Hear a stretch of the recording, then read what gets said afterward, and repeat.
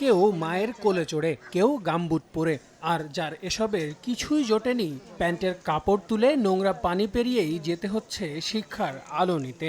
উত্তরার দক্ষিণখান এলাকার চালাবন্দ সরকারি প্রাথমিক বিদ্যালয়ের চিত্র এটি। তথ্য পেয়ে সেখানে ছুটে যায় সময় সংবাদ, আর তাতেই টের পাওয়া যায় এলাকাবাসীর কষ্ট। রাস্তার সংস্কার কাজে যেন কাল হয়েছে তাদের। বৃষ্টি কিংবা প্রখর রোদ, এমন পরিস্থিতি এখানে নিত্য নৈমিত্তিক। উত্তরখান আর দক্ষিণখান যেমনে যায় হেমনে প্রেম জমি না, খালি পানি, খালি গেরান খায় পানির তো। সপ্তাহে একদিন কি মাসে 2 দিন 3 দিন এরকম ভাবে ক্লাস করাইতে হইতাছে। 5টা প্রতিষ্ঠানে মানুষ আসতে পারতেছে না। এই যে বিদ্যালয়টি দেখতে পাচ্ছেন, 400 জনেরও বেশি শিক্ষার্থী ছিলেন সেখানে। এই শিক্ষার্থী কমে এসেছে সেই একটি মাত্র কারণে, এই যোগাযোগ ব্যবস্থা এবং এই যে স্কুলের মাঠের এই জলাবদ্ধতা। সাধারণ যারা রয়েছেন তারা বলছিলেন, যখনই আসলে বৃষ্টি হয় তখন তাদের এই ভোগান্তি আরও তুঙ্গে উঠে যায়। শিক্ষার্থী আর অভিভাবকদের এত বাধা পেরিয়ে একরকম নিরুপায় হয়ে আসতে হচ্ছে স্কুলে। শিশুদের এই হাঁটু পানি পেরিয়ে আসতে প্রায়ই ঘটে নানান দুর্ঘটনা।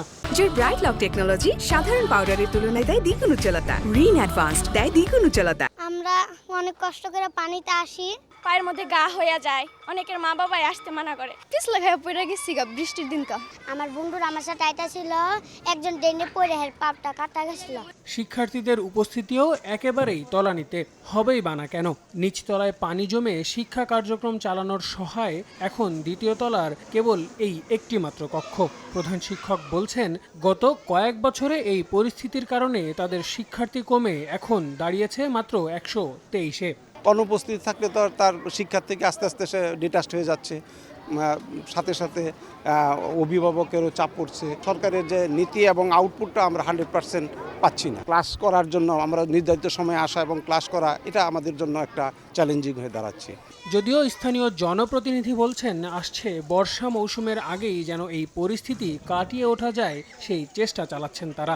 যত 2টা মসজিদ 2টা স্কুল আছে, মানুষের চলাচলের ব্যবস্থা করে দিতে হবে। পানি সরানোর কোনো জায়গায় ব্যবস্থা নেই। ঈদের আগে রাস্তাটা হবে না, পাইপলাইনটা হয়ে যাবে। দায়িত্বে থাকা কর্তৃপক্ষের ঘুম অচিরেই ভাঙবে বলে প্রত্যাশা ভুক্তভোগীদের।